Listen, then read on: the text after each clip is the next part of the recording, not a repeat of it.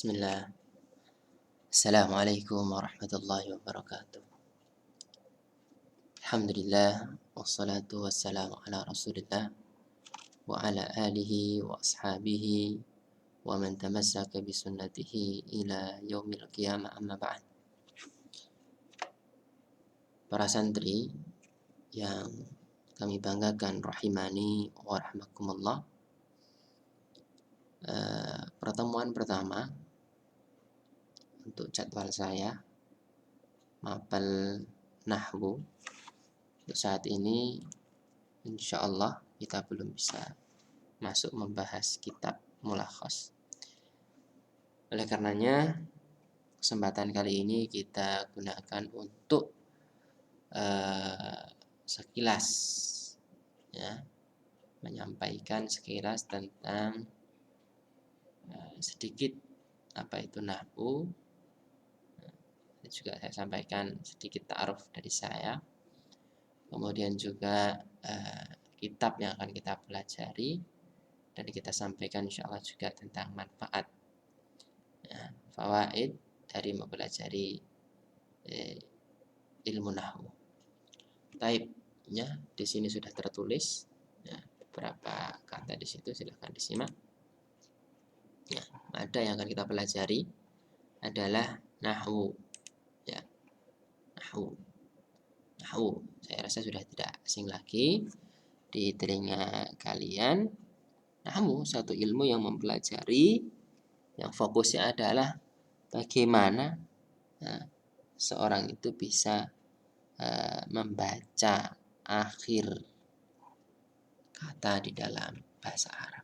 Itu intinya nahwu di situ. Baik. Kita akan belajar bersama. Ya, saya sendiri Fajruddin. Di sini kalau tertulis Arabnya begitu, Fajruddin. Ya.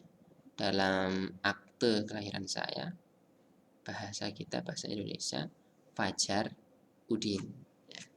Namun cukup saya dipanggil Fajar tanpa Udin ya. Nah, dan barangkali ada yang bertanya-tanya, Al-Baliyani ini nisbah ke apa Ustadz? Nah, karena sebagian memang ada yang menyangka bahwa saya itu dari melihat nisbah ini, ada sebagian itu menyangka saya dari Bali. Nah, padahal bukan. Nah, saya asli kelahiran Gunung Kidul dan ini Al-Baliyani adalah nisbah kepada salah satu kecamatan di Gunung Kidul yaitu Palian. Palian. Nah, pakai P ya. Kalau kita Arabkan P itu menjadi huruf ba. Nah, maka nisbahnya begini, Al-Baliyani. Baik, itu sedikit taruh dari saya. Nah, singkat saja. Nah, kitab yang akan kita kaji adalah kitab Mulakhas, Mulakhasu Qawaidil Lughatil Arabiyyah, melanjutkan pembahasan yang telah disampaikan di kelas 11. Oleh karenanya nanti tolong disampaikan di kolom komentar ya. Dulu di kelas 11 sudah sampai mana pembahasan terakhirnya. Kita lanjutkan insya Allah di kelas 12 ini. Mulakhasu Qawaidil Lughatil Arabiyyah, itu kitabnya. Mulakhas itu sendiri apa sih artinya? Mulakhas itu ringkasan, ya kan? Artinya ringkasan. Dan itu sesuai dengan isi kitabnya. Jadi itu masih ringkasan, ya dikategorikan ringkasan. Padahal barangkali ada yang itu kitabnya lumayan tebel Ustaz. Emang, tapi itu masih tergolong ilmu nahwu yang kitab nahwu yang tergolong masih ringkasan.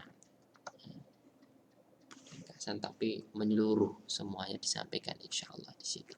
Mulakhas Qawaidil Lughah Al-Arabiyyah. Kitab ini memang cocok.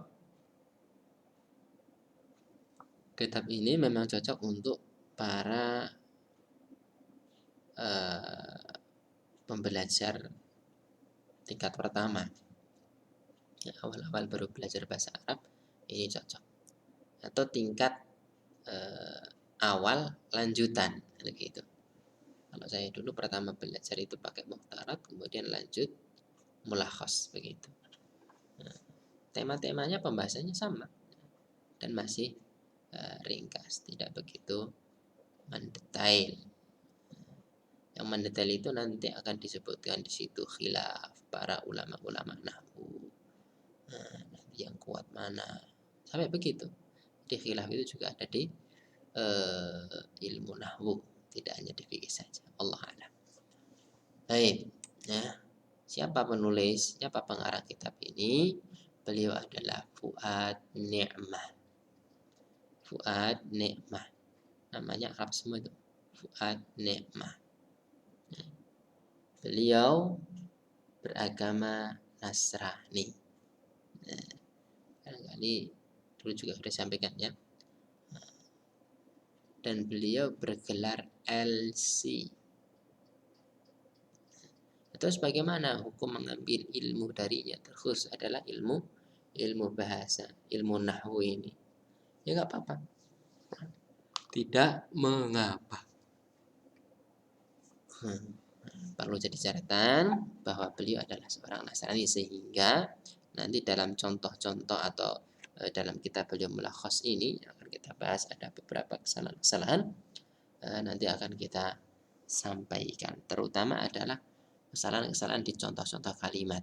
Nanti akan kita sampaikan. Kita ada beberapa catatan di sana. Fuad Ni'mah. Nah, ini perlu kita mengenal penulis dari suatu kitab. Pentingnya apa? Ya, fungsinya apa?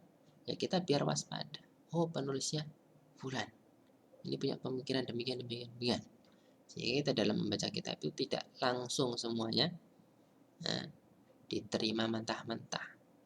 Kalau penulisnya selamat, insya Allah isinya selamat. Tapi kalau penulisnya begini, apalagi sudah beda keyakinan, beda agama, maka perlu ada catatan-catatan di sana. Fuad Ni'mah.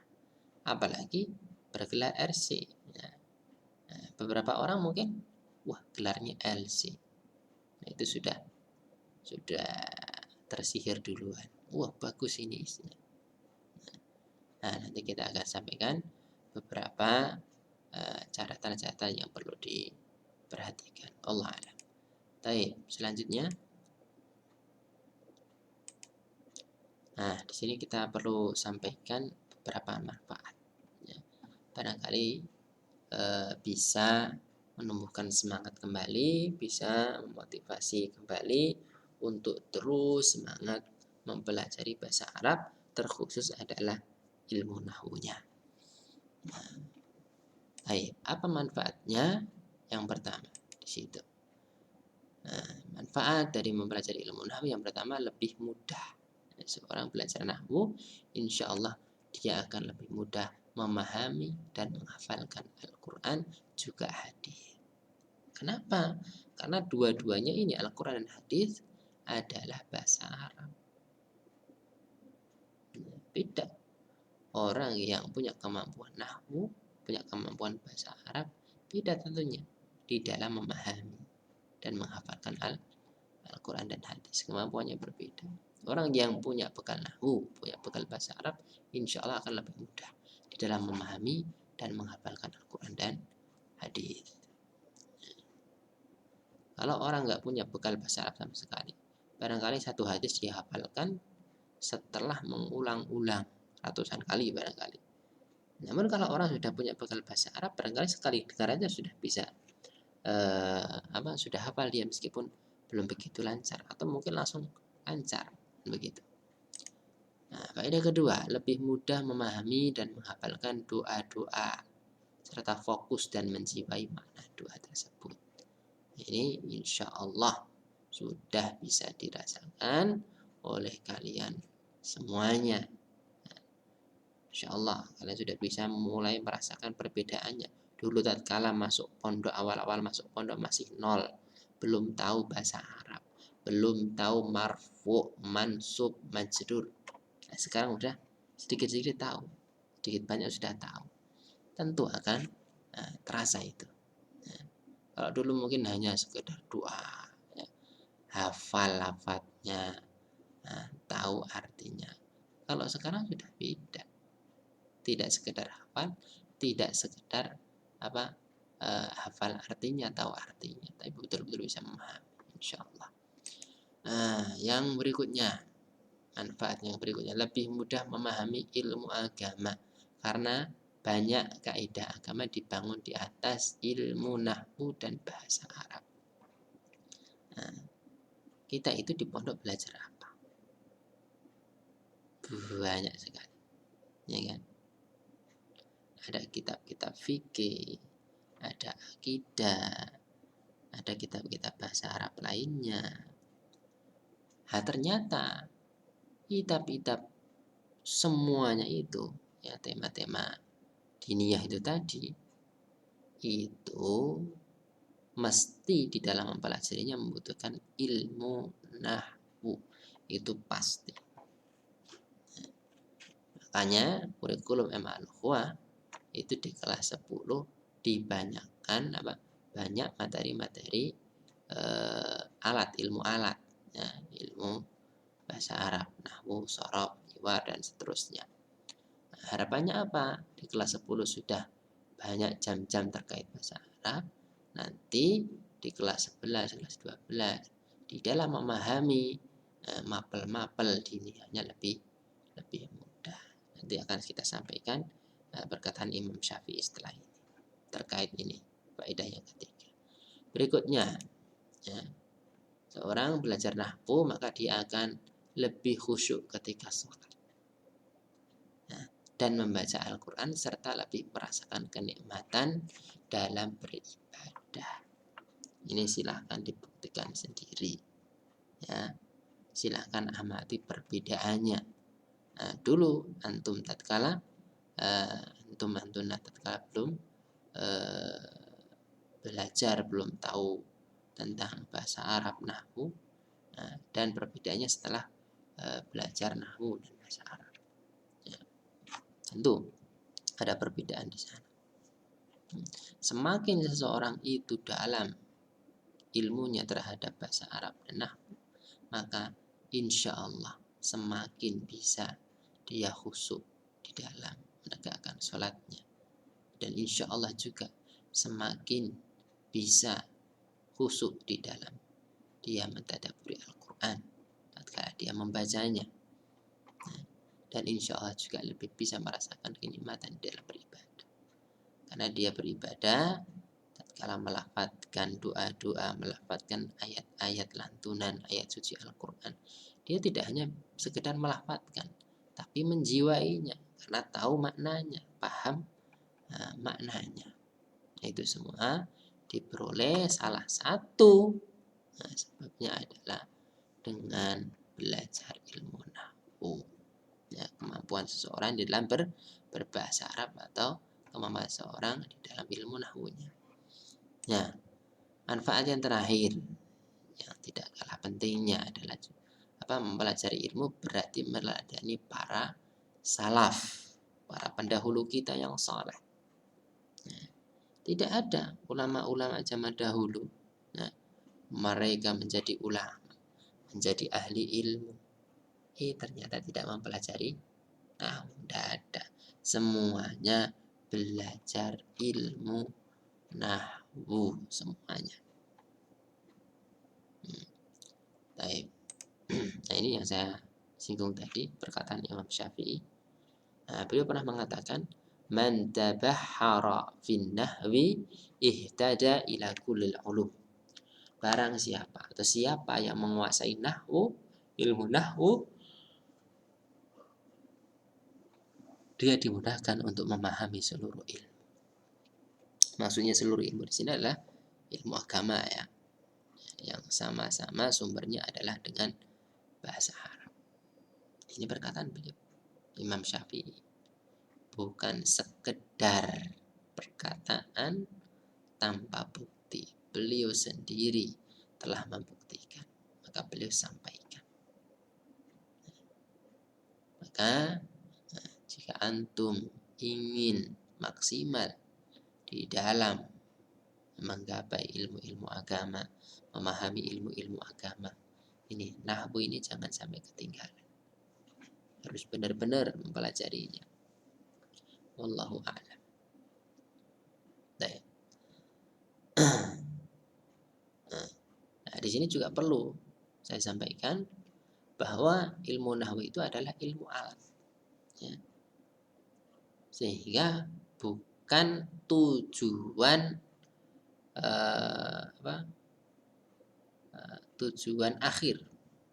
Nah, ilmu nahwu itu adalah ilmu alat, ilmu yang dipelajari untuk mencapai suatu tujuan lain, tidak hanya mencapai apa, menghafal apa, paham nahwu, tahu kaidah-kaidah nahwu, bukan itu. Nahwu ini adalah ilmu alat, tujuannya apa? Untuk menggapai maksud yang terpuji, yaitu memahami, lebih bisa memahami Al-Quran dan Al-Hadis. Itu tujuannya. Maka niatkan sejak awal tatkala kita mempelajari nahwu, tidak hanya niat agar paham nahwu, tapi apa? Setelah memahami nahwu, setelah tahu nahwu, lanjut untuk bisa memahami Al-Quran dan Al-Hadis. Kalau orang itu belajar nahwu tujuannya hanya untuk paham nahwu, jago bahasa Arab, maka banyak orang-orang yang beda agama, ya, orang-orang selain Islam, selain orang-orang yang beriman, mereka juga belajar nahwu. Bahkan, ya, tadi di awal kita sampaikan, Fuad Ni'mah sendiri, pengarang kitab Mulakhas ini adalah seorang Nasrani. Tentu seorang yang beriman tidak demikian, harus beda, harus tampil beda. Setelah memahami nahwu, setelah menguasai nahwu, dia gunakan ilmu nahwu tersebut untuk lebih memahami Al-Quran dan Al-Hadis. Jadi dia gunakan ilmu nahwu tersebut untuk mengarungi samudra ilmu-ilmu agama Islam dengan membaca kitab-kitab para ulama di sana. Baik. Nah, selanjutnya di sini ada perkataan Syekh Muhammad bin Shalih Al-Utsaimin yang patut untuk kita pahami bersama juga. Apa kata beliau? Fa inna ilman nahwi ilmun syarif, ilmu yang mulia. Ilmu wasilatin. Nah, lihat di sini. Ilmu wasilah. Nah, perantara, bukan tujuan. Nah, namanya perantara ya digunakan untuk agar bisa sampai kepada tujuan. Tujuannya apa tadi? Yutawassalu biha ila syai'aini muhimmaini. Dua tujuan. Yang pertama, fahmu kitabillah wa sunnati rasulih, memahami kitab Allah, Al-Quran dan sunnah Rasulnya sallallahu alaihi wasallam. Fa inna fahmahuma yatawaqqafu ala ma'rifatin nahwi. Karena memahami keduanya, Al-Quran dan sunnah, berdiri di atas pemahaman seorang terhadap nahwu. Yang pertama. Itu tujuannya. Maka harus sampai ke sini nantinya. Jangan sampai hanya mentok kepada paham nahwu, menguasai nahwu, ya. Top bahasa Arabnya enggak. Harus lanjut ke sini. Paling tidak. Ini maksud yang pertama. Fahmu kitabillah wa sunnati rasulih. Yang kedua, iqamatul lisan ala lisanil arabi. Ya. Membenarkan lisan bahasa ini sesuai dengan bahasa Arab yang masih murni, masih asli. Di mana alladzi nazala bihi kalam Allah. Di mana firman Allah turun, nah, dengan lisan bahasa tersebut. Azza wa Jalla. Lidzalik, nah, kana fahmun nahwi amran muhimman jiddan. Oleh karenanya memahami ilmu nahwu itu adalah suatu perkara yang sangat penting. Lihat di sini, sangat penting. Walakin an-nahwa fi awalihi sa'bun wa fi akhirihi sahlun. Nahwu itu di awalnya saja sulit, di akhirnya mudah. Lihat, jangan sampai disulit tak ini lah memahaminya. Nahwu itu di awalnya sulit, titik. Enggak, ini masih koma. Wa fi awalihi sahlun, pada akhirnya mudah. Wa qad muthila bi baitin min qasabin wa babuhu min hadid. Dipermisalkan seperti rumah min qasab, alang-alang. Ya, rumah dari alang-alang. Ya, rapuh. Ya, tidak kuat. Tapi pintunya dari besi. Maksudnya apa perkataan ini? Nah, seperti ini. permisalan seperti ini. Maksudnya apa? Yani annahu sa'bud dukhuli, masuknya itu sulit. Awal-awal belajar nahwu itu sulit. Akan tetapi lakin idza dakhalta sahula 'alaika kullu syai'. Jika sudah mulai masuk, ya, maka akan mudah setelahnya. Ini saya rasakan dahulu tatkala awal-awal belajar bahasa Arab, terutama nahwu dan shoroh. Ya, betul-betul bingung dulu awal-awal. Namun setelah paham, selanjutnya mudah insyaallah. Walihada, lanjut perkataan beliau Syekh Muhammad bin Shalih Al-Utsaimin, walihada yanbaghi lil insan an yahrisa ala ta'allumi mabadihi. Oleh karenanya sudah semestinya sesungguhnya seorang itu semangat untuk mempelajari pokok-pokoknya hatta yasula alaihi baqi, sehingga sisanya yang lain akan menjadi mudah. Wala ibrata biqauli man qala inna nahwa sa'bun. Perkataan seseorang bahwa nahwu itu sulit, la ibarata, tidak perlu dianggap, tidak bisa dianggap. Hatta yatakhayyal at-talib annahu lan yatamakan minhu. Sampai ada seorang penuntut ilmu yang yatakhayyal, terngiang-ngiang pada dirinya bahwa dirinya tidak akan bisa menguasai nahwu. Ini jangan sampai demikian. Maka perkataan bahwa nahwu itu sulit tidak perlu dianggap. Yang perlu diingat, sulitnya hanya di awal. Maka harus perlu terus bersabar. Tatkala Allah sudah membukakan pintunya di situ, maka setelahnya akan menjadi mudah. Fa inna hadza laisa bisahih. Ini tidaklah benar, walakin rakkis ala awalihi yazul alaika akhiruhu. Tetapi rakkis apa makna rakkis? Pusatkanlah, ya, fokuslah pada awalnya, jangan tolah-toleh, jangan bimbang, terus maju berjuang untuk memahami nahwu. Di awalnya memang sulit, perlu kesabaran. Akan tetapi setelah itu yasul alaika akhiruhu, setelahnya sampai akhir akan menjadi mudah. Diambil dari mukadimah kitab Syarah Al-Ajrumiyah oleh Syekh Muhammad bin Shalih Al-Utsaimin. Terakhir ini saya sampaikan di sini, ya, perlu diingat-ingat sebagai cambuk. Nah, silahkan dibaca sendiri. Baik, itu jangan sampai, ya, generasi angkatan ini menjadi generasi yang hanya sekedar mubtada dan khobar saja, tatkala ditanyakan tidak bisa jawab. Ya, jangan sampai. Ingat, dalam di pondok sangat dilihat bagaimana kemampuan ilmu nahwunya. Oke, itu selamat mempelajari nahwu. Akhirul kalam, subhanakallahumma wa bihamdik, asyhadu an la ilaha illa anta, astaghfiruka wa atubu ilaik.